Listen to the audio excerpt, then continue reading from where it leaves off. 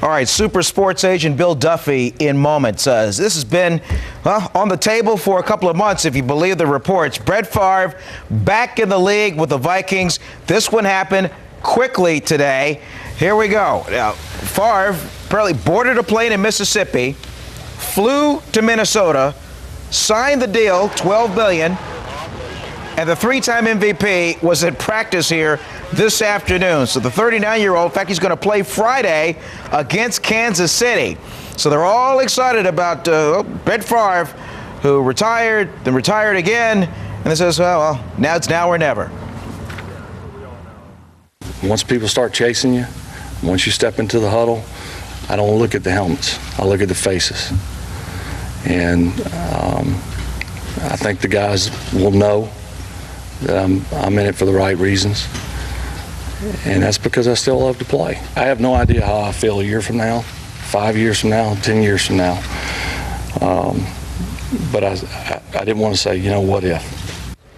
Yeah, you can bet those Brett Favre jerseys are flying off the rack right now. He's in the back of the same division with the Green Bay Packers, who he played with and retired in 2007. And so, boy, here we go. Brett Favre back in the NFL. Early roll call this morning in Napa. First of 2 straight days of practice with the 49ers at the Raiders. And about 8:30 this morning, there's Tom Cable talking with a 49ers assistant. Let's show you the lick of the day. Came from Frank Gore on the right, taking down Kurt Morrison, putting him on the ground. That was the tone that set in practice, but the invisible elephant in the room was the story. Tom Cable and his alleged report that he punched out a defensive assistant. Coach, has the NFL office contacted you yet about the incident? Listen, if you want to talk about this football team and the players on this football team, I'll talk to you all day. Otherwise, I'm not getting into it. You understand we have to ask those questions. I respect that, but you have to respect the fact that I want to talk about my team. Tom, why did you talk to ESPN last night? Is that what you're telling us also? Nothing happened. Tom Cable, and the story continues now that Roger Goodell and the NFL are going to look behind the curtain and find out what's really going on with the silver and black. Baseball, the A's and the Yankees, they go toe-to-toe in Oakland tonight. Giants hopped an hour-and-a-half flight from New York yesterday to Cincinnati today. Tim Lincecum, you figure, well, it's an automatic with him on the mound, but boy, did he have his problems. Bases loaded into the second. Reds already up 1-0. Here's Homer Bailey with a single. That brought home a couple of runs to make it 3-0. The Reds just took off. Drew Bochy said the magic words. He got tossed from the game. But what do you know? The Giants were trying to get Lincecum off the hook, who had all kinds of control problems. Ryan Garko gets through. A 2-out single. This would tie the game up at 5. So although Lincecum is no longer the pitcher of record, this game remains tied in the 8th inning as the Giants try to make up some ground again on the road. Hey, remember the Mitchell Report? 409 pages covering a 20-month investigation of steroid use in baseball. Guess who's not mentioned? Manny Ramirez and David Ortiz. They play for the Boston Red Sox. Remember, those two came up positive of 2 of 104 players in a 2003 drug test. But George Mitchell, David Ortiz, and Manny Ramirez all are under the employ of the Boston Red Sox. And from that, Jack Cust, who was named on the report, had this to say: were there any Red Sox on the report? To me, it's kind of a joke. The guy, Mitchell, worked for the Red Sox. They spent all kinds of millions of dollars, and then no one there had their name brought up. Jack Cust. A little angry.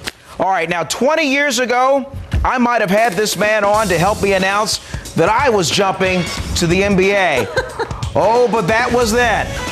When we come back, we have a new sports website with a wow effect.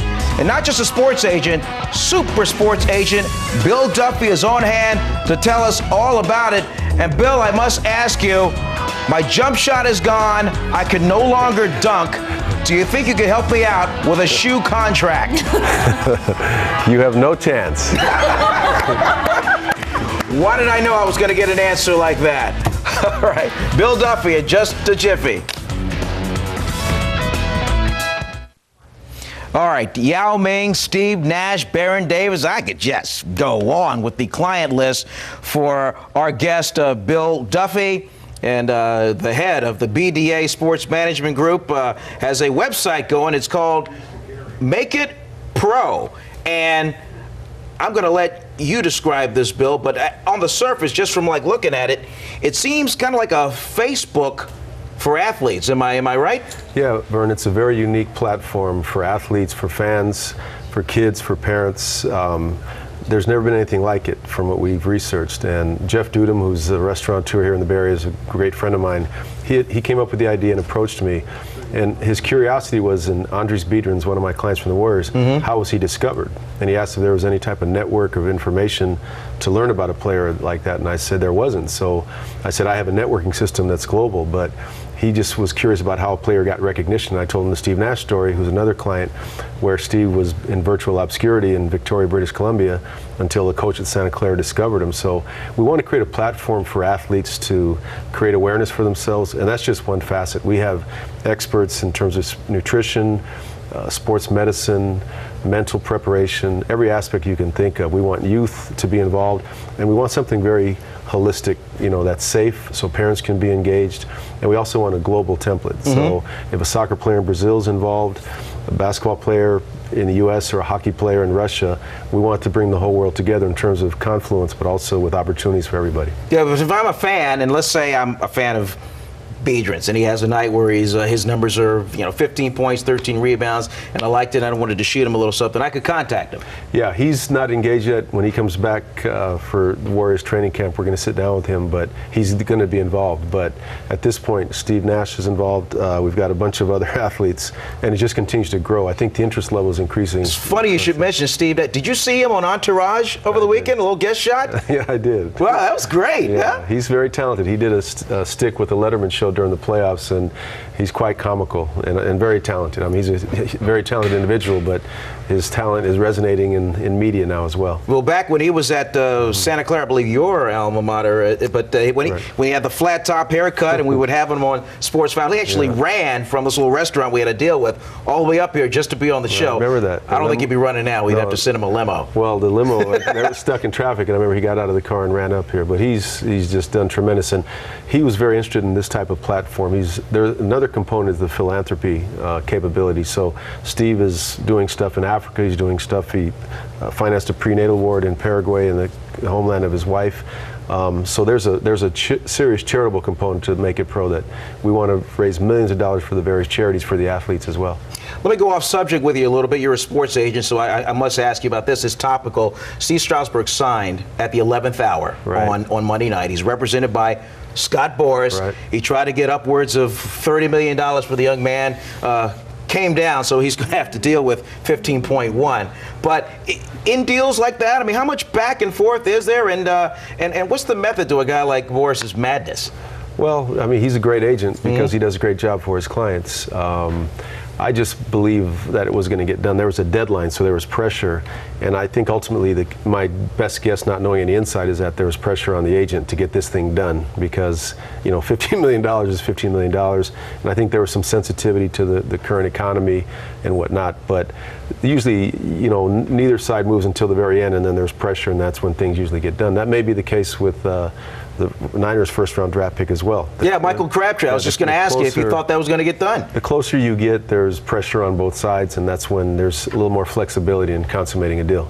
And Brett Favre, we got about 10 seconds left. Just a matter of time before he was just going to come back. I mean, did you actually buy the fact that, hey, I'm just not going to play anymore? You know what? I respect the guy. I mean, he won't go away. Why should he? If he can still play, he's healthy, he has that vitality of youth, more power to him. He's like that pesky lint on a sweater you can never get rid of. Yeah, you just got to flick it away, and it just keeps on coming back. It's hard to put those cleats down. Absolutely. Hey, Bill, continued success with the website. Thank you, Vern. I appreciate it. All right, Make It Pro. Bill Duffy.